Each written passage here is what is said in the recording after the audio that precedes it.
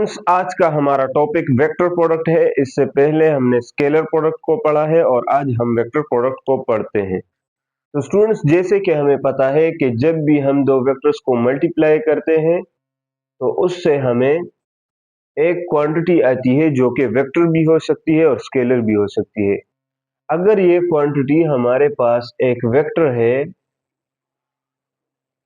तो ऐसे प्रोडक्ट को ये जो प्रोडक्ट है इसको हम क्या कहेंगे? इसको हम वेक्टर प्रोडक्ट कहते हैं। तो इसलिए हमने इसको जो नाम दिया है वेक्टर प्रोडक्ट का, वो इसलिए दिया है कि जब भी हम दो वेक्टर क्वांटिटीज को मल्टीप्लाई करते हैं और वो हमें आंसर में एक वेक्टर देता है तो उसको हम वेक्टर प्रोडक्ट कहते हैं। ये हमें क्यों वेक्टर देता है और क्यों स्केलर देता है, इसकी वजह क्या है, वो हमने स्केलर प्रोडक्ट में पढ़ा भी है और अलग से हम भी इसको पढ़ सकते हैं। तो स्टूडेंट्स, अगर हम इन दोनों को मल्टीप्लाई करते हैं, इनके लिए हम एक्सप्रेशन लिखेंगे कि जब भी हम इन दो क्वांटिटीज को मल्टीप्लाई करेंगे स्टूडेंट्स, तो ये जो a है उसका मैग्नीट्यूड हम लेंगे, b का मैग्नीट्यूड लेंगे और इसके साथ साइन थीटा को हम लेंगे और ये इक्वल है इस प्रोडक्ट के। स्टूडेंट्स, लेकिन ये हमारे पास एक वैल्यू है, जैसे कि हमने ये स्केलर प्रोडक्ट में भी निकाली थी ये वैल्यू, जो कि a magnitude b magnitude cos theta और यहाँ पर साइन थीटा है। तो ये तो हमारे पास एक वैल्यू है, जबकि वेक्टर के लिए हमारे पास दो चीजें होती हैं, एक मैग्नीट्यूड या वैल्यू और दूसरा हमारे पास उसका डायरेक्शन होता है। और डायरेक्शन की वजह से ही हम वेक्टर को स्केलर से अलग करते हैं। तो अगर हम कहते हैं कि यहाँ पर इसका जो आंसर है, इनके मल्टीप्लिकेशन से हमारे पास जो आंसर आता है, जो क्वांटिटी आती है, वो एक वेक्टर है। तो वेक्टर के लिए वैल्यू तो जरूरी है, लेकिन इसके साथ साथ इसकी डायरेक्शन भी जरूरी है कि इसकी डायरेक्शन भी होनी चाहिए।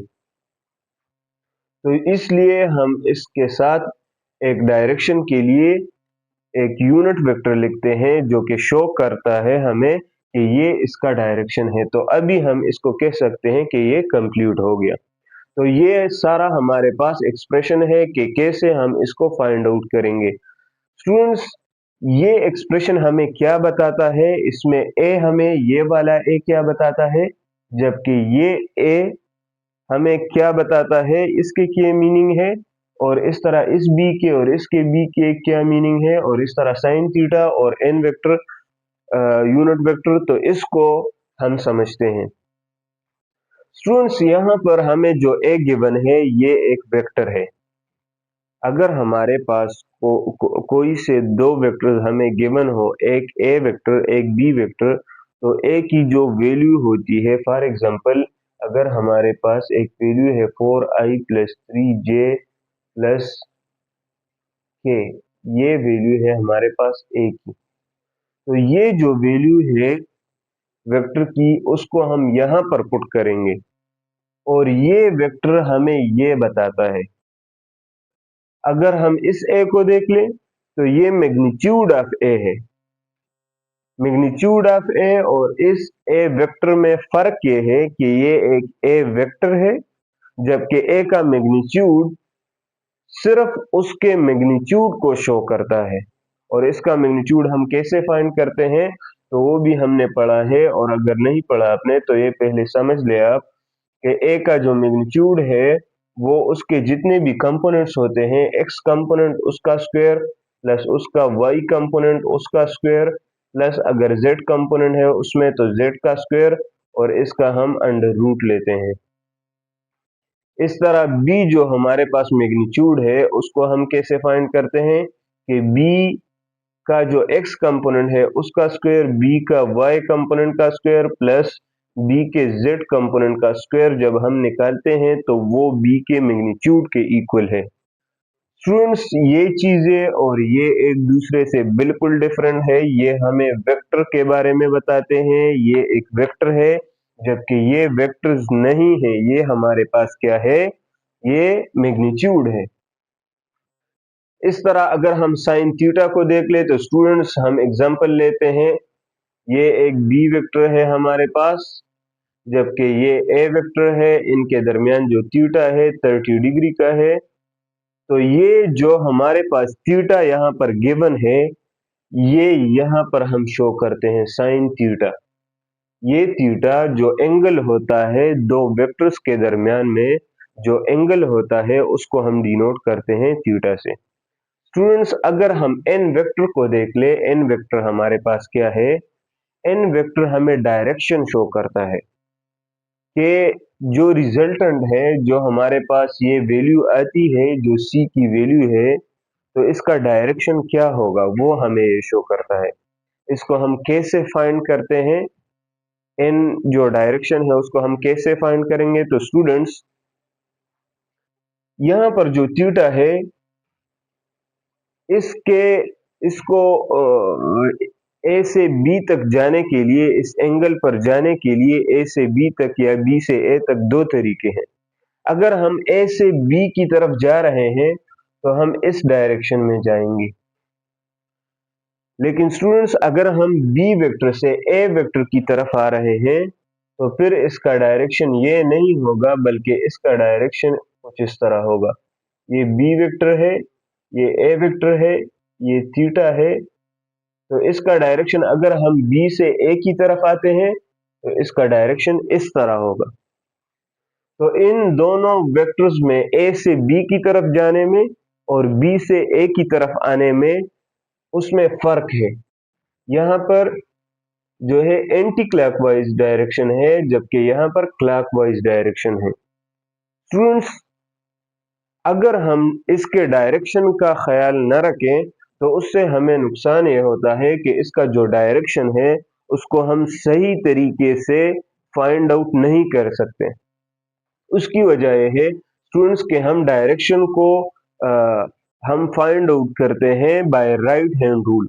राइट हैंड रूल में ये हमारे जो कर्लिंग फिंगर्स है, ये हमें डायरेक्शन ऑफ थीटा के बारे में बताते हैं, जबकि जो हमारा थंब है, थंब हमें क्या बताता है, डायरेक्शन ऑफ वेक्टर, जो हमें सी का वेक्टर है इसके डायरेक्शन के बारे में बताता है। तो स्टूडेंट्स अगर हम हमारे पास ये वाली डायरेक्शन हम सही से ड्रा नहीं करते या इसका ख्याल नहीं रखते, तो ये जो हमारे पास डायरेक्शन ऑफ रिजल्टेंट वेक्टर है उसका डायरेक्शन फिर सही नहीं आएगा। और ये जरूरी है क्योंकि वेक्टर का डायरेक्शन अगर सही नहीं आता तो फिर उसके डायरेक्शन को हम किस लिए फाइंड आउट करते हैं? अगर उसका डायरेक्शन सही नहीं आता तो उसकी फिर क्या वजह है कि हम उसके डायरेक्शन को फाइंड करते हैं? तो इसलिए हमने इसका ख्याल रखना है स्टूडेंट्स। स्टूडेंट्स हम इसका डायरेक्शन कैसे फाइंड करेंगे रिजल्टेंट वेक्टर का? रिजल्टेंट जो हमारे पास वेक्टर आता है उसके डायरेक्शन को फाइंड करने का तरीका मैंने जैसे बताया कि ये कर्लिंग फिंगर्स हमें बताते हैं कि डायरेक्शन ऑफ थीटा क्या है। फॉर एग्जांपल इस केस में अगर आप देख ले तो ये है डायरेक्शन ऑफ थीटा, इस तरह है, एंटी क्लॉकवाइज डायरेक्शन में है। तो इसको अगर आप एंटी क्लॉकवाइज कर्ल करते हैं इन फिंगर्स को, तो आप देख सकते हैं कि थंब का डायरेक्शन क्या है, outward. Outward to the board इसका डायरेक्शन होगा, और ये outward to the board direction किसका है, ये रिजल्टेंट वेक्टर का है। इस तरह अगर यहाँ पर हम देख ले तो ये क्लॉकवाइज है, तो इसको हम कैसे क्लॉकवाइज रोटेट कर सकते हैं? स्टूडेंट्स यहाँ से आप देख ले तो इसका डायरेक्शन किस तरह है, क्लॉकवाइज है, जबकि अगर आप थंब को देख ले तो थंब का डायरेक्शन क्या है, वो इनवर्ड टू द बोर्ड है। तो इस तरह हम इसको फाइंड आउट कर सकते हैं by right hand rule. Theta हमारे पास ए बी के दरमियान जो एंगल है वो है, बी हमारे पास मैग्नीट्यूड ऑफ बी है। कैसे फाइंड करेंगे? वो इस तरह, ए हमारे पास मैग्नीट्यूड ऑफ ए है और इसको हम इस तरह फाइंड करते हैं, उसके जितने भी कंपोनेंट्स होते हैं उनका स्क्वायर लेते हैं, उसके ऊपर स्क्वायर रूट लेते हैं, इस तरह हम इसे फाइंड करते हैं। बी वेक्टर्स है हमारे पास, ए भी हमारे पास वेक्टर है और बी भी, ये दोनों हमारे पास क्या है, वेक्टर्स है। तो स्टूडेंट्स इसके बाद हम इसके एग्जांपल्स को करते हैं, ऑर्थोगोनल वेक्टर्स को, पैरेलल वेक्टर्स इस केस में क्रॉस प्रोडक्ट में कैसे होंगे उसको हम सॉल्व करते हैं। अभी हमने वेक्टर प्रोडक्ट को यूज करके ऑर्थोगोनल यूनिट वेक्टर्स और पैरेलल यूनिट वेक्टर्स को सॉल्व करना है कि इसके लिए इसका आंसर क्या आता है। तो स्टूडेंट्स, यहाँ पर हमें पहले पैरेलल यूनिट वेक्टर्स गिवन है, तो पहले हम इसको कर लेते हैं, लेकिन उससे पहले हम यहाँ पर यूनिट वेक्टर्स को देख लेते हैं। स्टूडेंट्स, जैसे कि आपको पता भी है कि आई जो वेक्टर है, आई का जो यूनिट वेक्टर है ये एक्स डायरेक्शन में है, एक्स एक्सिस पर है, जबकि जे का यूनिट वेक्टर वो वाई एक्सिस के डायरेक्शन पे है। और इस तरह जो के यूनिट वेक्टर है ये कौन से डायरेक्शन में है, कौन से एक्सिस पर है, जेड एक्सिस पर। तो स्टूडेंट्स, अगर हम आई क्रॉस आई को करना चाहते हैं जो कि पैरेलल है, पैरेलल कैसे है कि यहाँ पर जो आई है ये पैरेलल है, यहाँ पर दूसरा आई कंपोनेंट इसका उसके ये पैरेलल है। और पैरेलल का मतलब क्या है कि इन दोनों में जो थीटा है वो कितना है, 0 डिग्री का। तो स्टूडेंट्स, जैसे कि हमने ये फाइंड आउट किया है कि ए क्रॉस बी को जब हम करते हैं तो इसका क्या आता है, ए का मैग्नीट्यूड, बी का मैग्नीट्यूड, साइन थीटा और एन यूनिट वेक्टर। तो इसी तरह हम यहाँ पर करते हैं, हमारे पास आई का मैग्नीट्यूड आएगा, फिर आई का मैग्नीट्यूड और साइन कितना है, 0 डिग्री, और इस तरह एन यूनिट वेक्टर। स्टूडेंट्स, यहाँ पर यूनिट वेक्टर में हमें पता है कि आई की मैग्नीट्यूड कितना होता है, यूनिट वेक्टर है तो इसलिए इसका मैग्नीट्यूड 1 होगा, 1 को हम पुट करते हैं।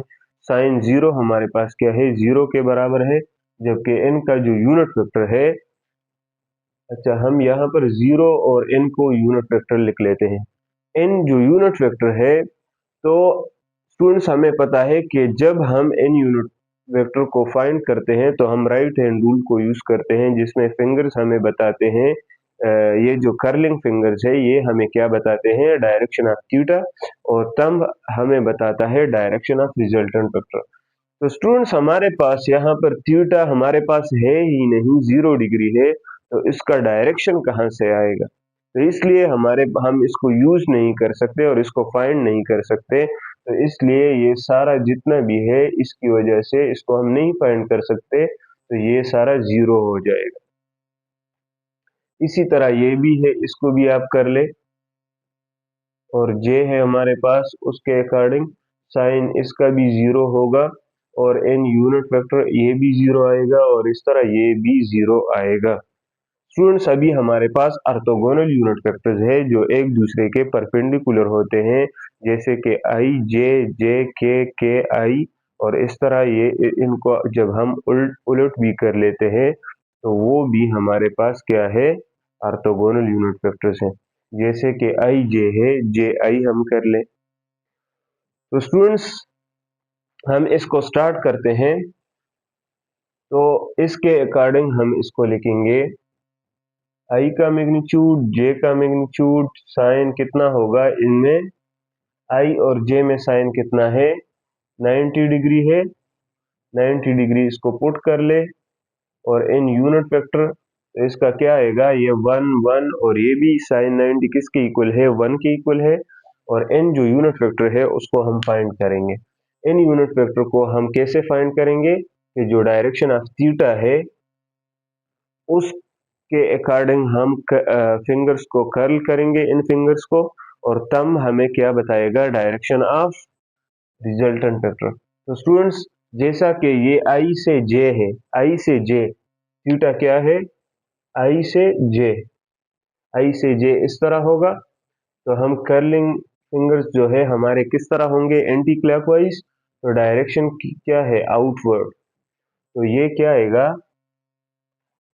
आई, ये 1 1 1 1, और ये एन यूनिट वेक्टर कहाँ होगा, एक इन दोनों के परपेंडिकुलर होगा, जो कि डायरेक्शन ऑफ क्या है, जेड, और जेड के डायरेक्शन में हमारे पास के यूनिट वेक्टर है, तो ये के यूनिट वेक्टर हमारे पास आ जाएगा। तो के यूनिट वेक्टर इसका आंसर होगा। स्टूडेंट्स, हम जे और के को इसी तरह आप प्रैक्टिस कर ले, तो ये इसी तरह आएगा, और यहाँ पर ये 1 1 आ जाएगा, क्योंकि जे और के, चले हम इसको कर लेते हैं, मैग्नीट्यूड ऑफ के साइन 90 है, और एन यूनिट वेक्टर है। तो स्टूडेंट्स, अगर हम जे से के की तरफ जा रहे हैं तो जे से के किस तरफ किस तरह होगा, हम इसको शो कर लेते हैं। ये है हमारे पास j और इस डायरेक्शन में k है हमारे पास, और हम किसकी तरफ जाएंगे, j से।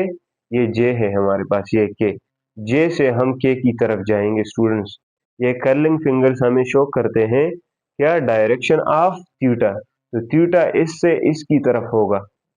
स्टूडेंट्स आप समझ रहे होंगे, ये तम हमें क्या डायरेक्शन देगा रिजल्टेंट वेक्टर का, तो किस तरफ है, ये आई के तरफ, इस तरफ जो आई है इसकी तरफ है। तो ये क्या होगा हमारे पास, इसका 1 आएगा, इसका भी 1 आएगा, इसका भी 1 आएगा। साइन 90 हमारे पास 1 के इक्वल होता है, जबकि यूनिट वेक्टर को अभी हमने फाइंड कर लिया, वो हमारे पास आता है आई के यूनिट वेक्टर के। ये क्या हो जाएगा, आई का यूनिट वेक्टर। स्टूडेंट्स इस तरह हम इसको भी कर लेते हैं। सिर्फ स्टूडेंट्स सब में ये सेम है, जो यूनिट वेक्टर्स हैं उनकी वैल्यू 1 1 है। साइन 90 भी सब में सेम है, आप देख सकते हैं सब में 90 है, एक दूसरे के परपेंडिकुलर हमने लिए हैं। तो ये भी सेम है सब में, ये भी सेम है, सारे यूनिट वेक्टर्स हैं। तो हम सब में 1 1 को पुट कर लेते हैं, इसको भी 1 पुट करेंगे। सिर्फ हमने यूनिट वेक्टर को जो रिजल्टेंट यूनिट वेक्टर है उसको हमने फाइंड करना है सब में इसी तरह।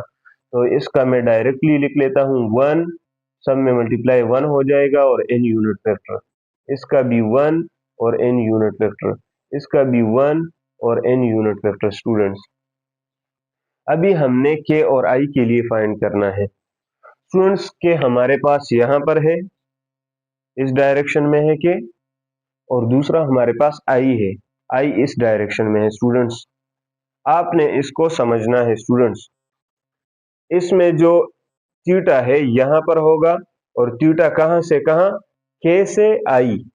तो ये k है, ये i, k से i किस तरफ होगा, ये कर्लिंग फिंगर्स है हमारे, सही है स्टूडेंट्स। ये कर्लिंग फिंगर्स इस तरह कर्ल होंगे, इस तरह कर्ल होंगे, इससे इस डायरेक्शन में, और ये तम हमें क्या शो करेगा, direction of resultant vector. Students आप इस तरह इसको देख लें, ये हमारे पास k है, ये i है, k से i हम इस तरह जाएंगे, इस तरह। जब हम इस तरह जाएंगे, इस तरह जाएंगे, तो तम हमें क्या शो करेगा, डायरेक्शन ऑफ रिजल्टेंट वेक्टर। तो ये क्या होगा हमारे पास, ये होगा j। इसी तरह इसको अगर हम देख ले, तो i से k, i हमारे पास इस डायरेक्शन में है, इस डायरेक्शन में है, ये हमारे पास क्या है, k है, सही है स्टूडेंट्स। और i से हम k की तरफ जाएंगे, ये i है, i से हम k की तरफ जाएंगे। स्टूडेंट्स ये देख ले, कर्लिंग फिंगर्स ये i से k, i से k, और तम हमें क्या शो कर रहा है, direction of resultant vector. Students आप समझ रहे हैं, i से हम k की तरफ जाएंगे, और ये हमें क्या शो कर रहा है, j। लेकिन कौन सा j है, एक ऊपर वाला j है वो पॉजिटिव है, नीचे वाला j किस तरह होगा, वो नेगेटिव होगा। तो इसको हम क्या कहेंगे, ये माइनस j होगा। इसी तरह स्टूडेंट्स k से हम j जाएंगे, k से j, k से j। तो यहां से हमने जाना है इस तरफ, इस तरफ, इस तरह। तो इस तरह हम जाएंगे। तो इस तरह जब हम कर्ल करेंगे फिंगर्स को, इन फिंगर्स को, तो ये तम हमें क्या डायरेक्शन देगा, ये देखिए स्टूडेंट्स, k से j, k से j, तम हमें क्या शो कर रहा है, डायरेक्शन ऑफ माइनस आई। ये हमारे पास प्लस आई है, ये माइनस आई होगा। इसी तरह j और i, j से हम कहाँ जाएंगे स्टूडेंट्स, मैं यहाँ पे आ जाता हूँ, हम कहाँ जाएंगे, j से i, j से i। तो j से i जब हम जाएंगे, तो ये सम अंदर जाएगा, इनवर्ड जाएगा, और इनवर्ड ये हमें क्या शो कर रहा है, direction of minus k। Students इसके लिए हम एक साइकिल बनाएंगे, जिससे हम आसानी के साथ फाइंड आउट कर सकते हैं।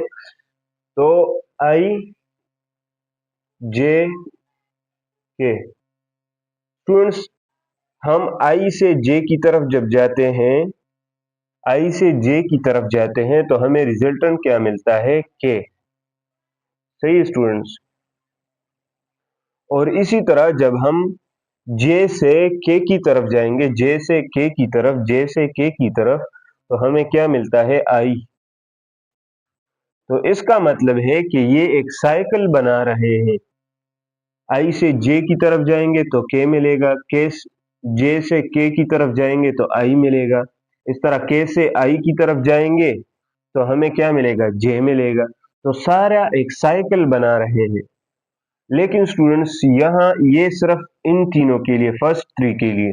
अगर हम इसके बाद जो तीन है उसकी तरफ करेंगे तो इसको हम अगर हम ये क्लॉकवाइज में हम साइकिल हमने साइकिल बनाया है, लेकिन अगर हम उलट तरफ जाएंगे एंटी क्लॉकवाइज तो इसके साथ हम माइनस फिर ऐड करेंगे। वो कैसे स्टूडेंट्स? अगर हम जा रहे हैं आई से के की तरफ, ये वाला अलग साइकिल होगा जो कि नेगेटिव होगा। आई से हम के की तरफ जाएंगे जो कि यहां पर है, आप देख सकते हैं, तो इसका माइनस जे आएगा। आई से के की तरफ जाएंगे तो माइनस जे आएगा, यहां पर नेगेटिव होगा फिर। सही है। और इस तरह अगर हम के से जे की तरफ जा रहे हैं, के से जे की तरफ जा रहे हैं तो माइनस आई होगा। के से जे की तरफ जाएंगे तो माइनस आई होगा, क्योंकि डायरेक्शन ऑफ साइकिल क्या है? Anti clockwise. अगर क्लॉकवाइज है तो हम पॉजिटिव होगा, हमारे पास वैल्यू पॉजिटिव होगी, और अगर एंटी क्लॉकवाइज है तो फिर हमारे पास वैल्यू किस तरह होगी?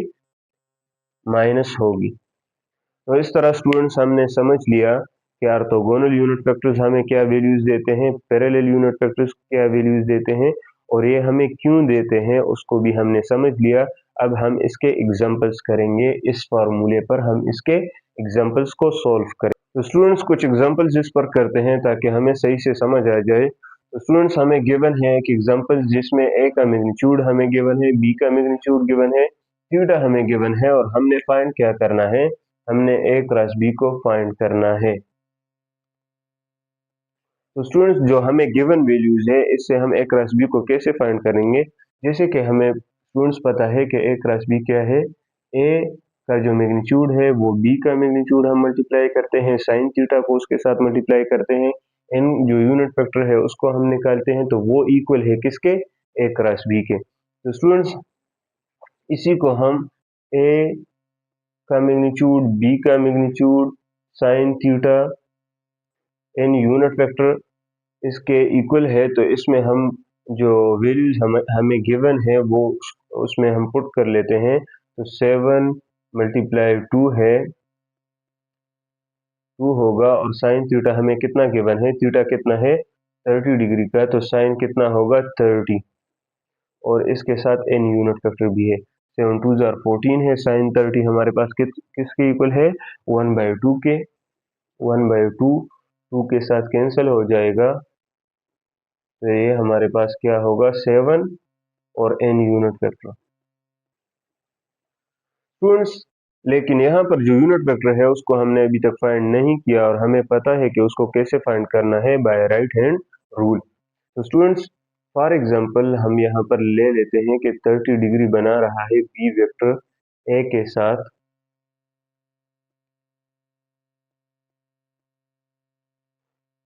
और उसका जो थीटा है ए बी वेक्टर का हमें कहाँ पर गिवन है, इसको हम सपोज कर लेते हैं हमें गिवन नहीं है, लेकिन हम कैसे फाइंड करेंगे एन यूनिट वेक्टर को, तो उसको सिर्फ हम समझते हैं।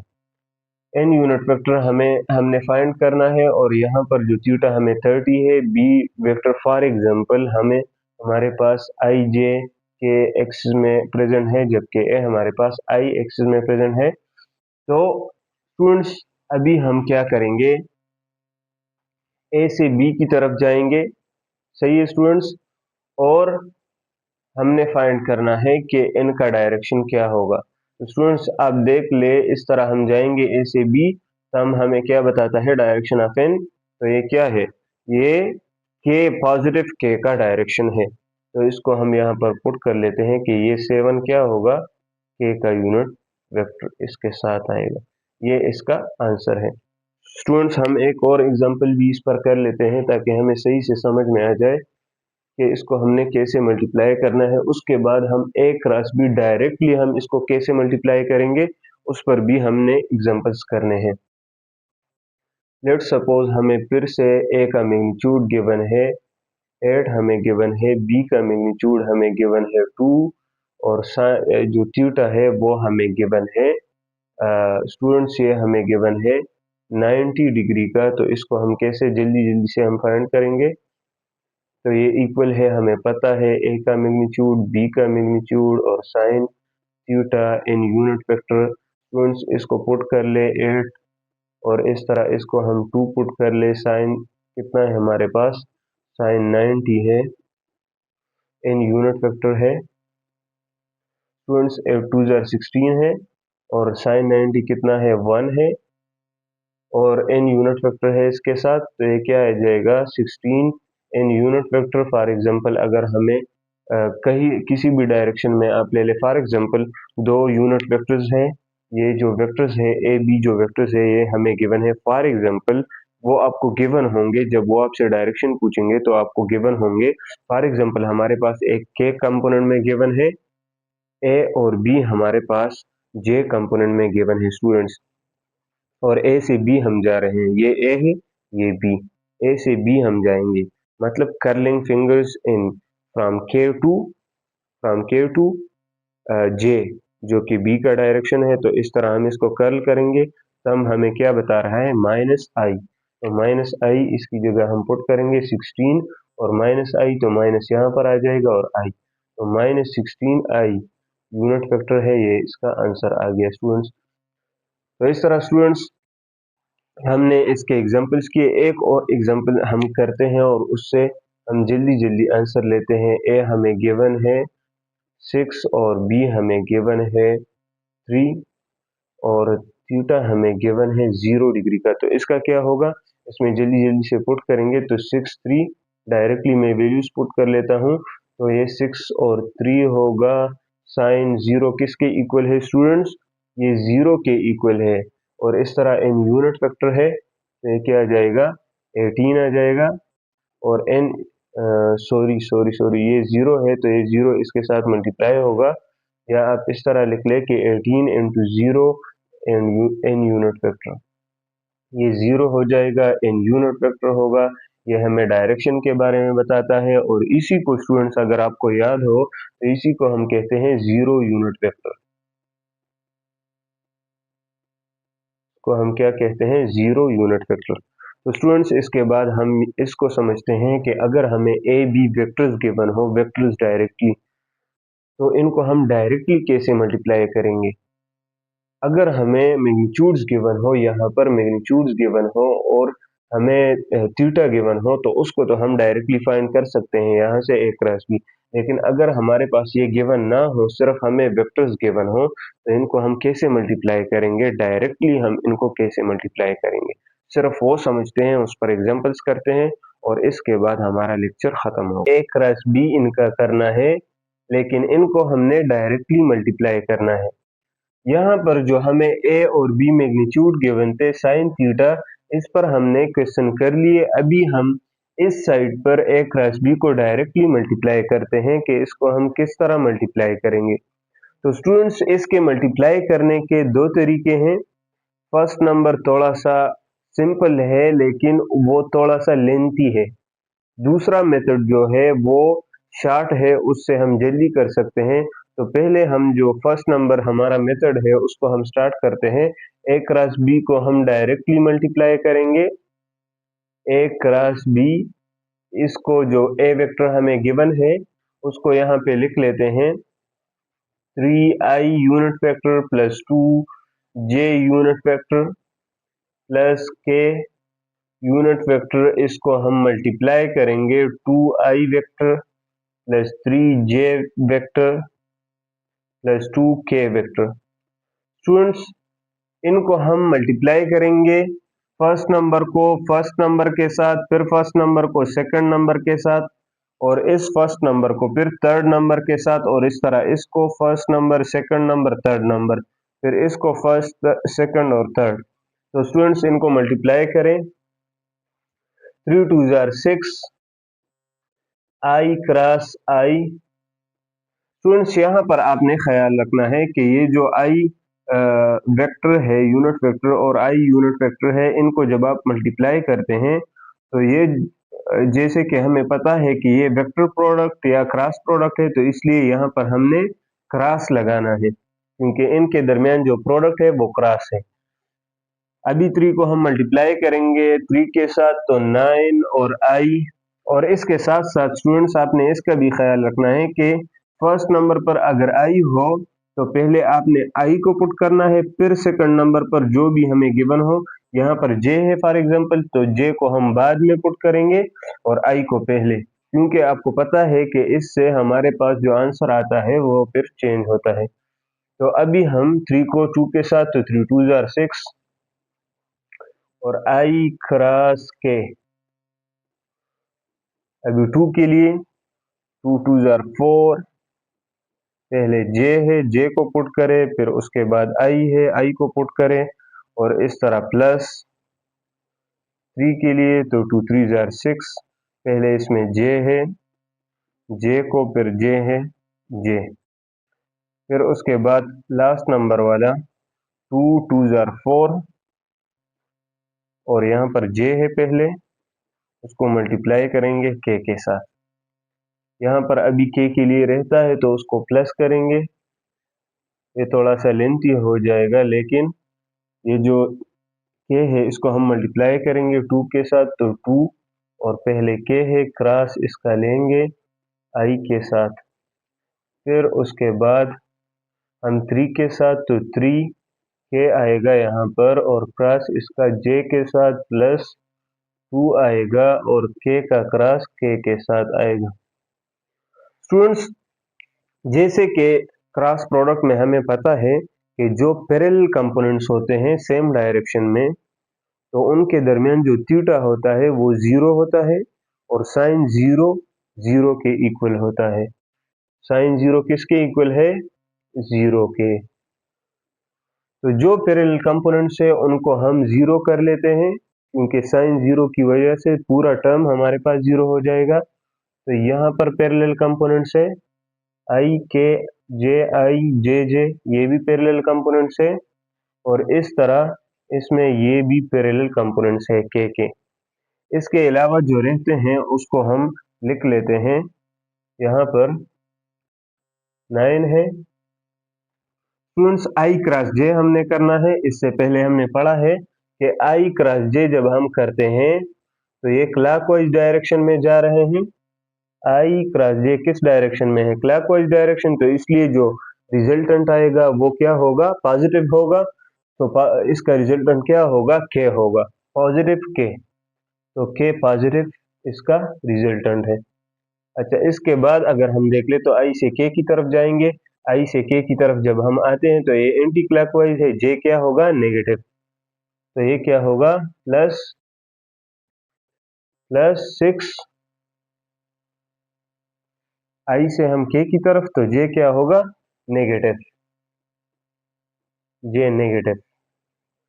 फिर इसके बाद 4 की तरफ आएंगे, जे से आई की तरफ। जे से आई की तरफ जब हम आएंगे तो ये एंटी क्लॉकवाइज होगा, एंटी क्लॉकवाइज हमें पता है कि क्या होगा? नेगेटिव होगा। तो ये क्या होगा? माइनस के स्टूडेंट्स, ये क्या होगा? 4 माइनस के। इसके बाद अगर हम देख ले तो जे से के की तरफ हम जाएंगे, जे से के की तरफ जब हम जाते हैं तो ये क्लॉकवाइज होता है, आई इसके साथ लगाएंगे 4 आई। फिर इसके बाद 2 के आई है, तो के आई का मतलब क्या है कि क्लॉकवाइज हम जाएंगे, क्लॉकवाइज, तो जे क्या होगा? पॉजिटिव, तो प्लस 2 जे। फिर इसके बाद अगर हम देख ले तो क्या आएगा? प्लस 3 आएगा और के जे तो आई आएगा, लेकिन कौन सा होगा? के से जे। के से जे क्या होगा? एंटी क्लॉकवाइज, के से जे एंटी क्लॉकवाइज, तो आई क्या होगा? नेगेटिव। तो डायरेक्टली मैं लिख लेता हूँ 3 माइनस 3 आई, इसके साथ जो आई है वो इसके साथ मल्टीप्लाई हो जाएगा तो माइनस आएगा। इस तरह ये 0 हो गया। तो अभी इसको लिख लेते हैं दोबारा, ये क्या होगा? 9 के माइनस, ये माइनस इधर आ जाएगा, माइनस 6 जे, ये minus 4 k plus 4 i plus 2i minus 3i,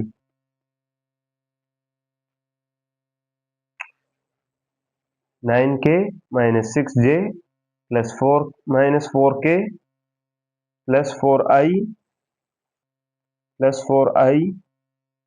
plus 2j, यहाँ पर क्या है प्लस 2j और यहाँ पर माइनस 3i। स्टूडेंट्स इसको अगर हम सिंप्लीफाई कर ले तो क्या आएगा 9k, तो इसके साथ माइनस 4k 5k, इसके बाद माइनस 6j है, माइनस 6j के लिए यहाँ पर प्लस 2j, तो plus 4 minus 4 sorry minus 4j आ जाएगा, इसके साथ i है तो i के लिए क्या है प्लस 4 माइनस 3 क्या होगा प्लस i। स्टूडेंट्स ये इसका आंसर आ गया। इस आंसर को मैं यहाँ पर लिख लेता हूँ 5k minus 4j plus i। और दूसरे मेथड से हम करेंगे तो उसमें देखेंगे कि इसका जो आंसर है वो सेम आता है या सेम नहीं आता। अगर हमने क्वेश्चन सही तरीके से किया होगा तो आंसर सेम आएगा, वरना जो आंसर है वो उसमें फिर डिफरेंस होगा। तो स्टूडेंट्स जो शॉर्ट तरीका है वो ये है हमारे पास कि हम इनका डिटर्मिनेंट लेंगे। डिटर्मिनेंट कैसे लेंगे, आई जे यूनिट वेक्टर लिखेंगे यहाँ पर, सही है। अभी हम ए के कंपोनेंट्स यहाँ पर लिखेंगे, यहाँ पर बी के कंपोनेंट्स। ए के कंपोनेंट्स क्या है, ये जो हमें गिवन है इसके जो मैग्नीट्यूड है ये हम लिखेंगे सिर्फ। तो यहाँ पर 3 आ जाएगा, यहाँ पर 2 आएगा, यहाँ पर 1, बी में 2 है, यहाँ 3 है और यहाँ 2। स्टूडेंट्स ये डिटर्मिनेंट है, डिटर्मिनेंट को हम इस तरह निकालते हैं कि आई के लिए पहले हम लेते हैं डिटर्मिनेंट, फिर जे के लिए, फिर के के लिए। और लेने का तरीका ये है कि आई के लिए जब हम लेते हैं तो इसका जो कॉलम है और रो है इन दोनों को हम रिमूव करते हैं और जो बचता है उसका हम डिटर्मिनेंट लेते हैं। तो जो बचेगा उसका हम डिटर्मिनेंट लेंगे 2, 1, 3 और 2। तो इसमें से जो इस साइड पर होगा इसको हम मल्टीप्लाई करेंगे और इसको हम उसमें से माइनस करेंगे। तो स्टूडेंट्स यहाँ पर हम अगर 2 और 2 को मल्टीप्लाई करें तो क्या आएगा 4 माइनस 3।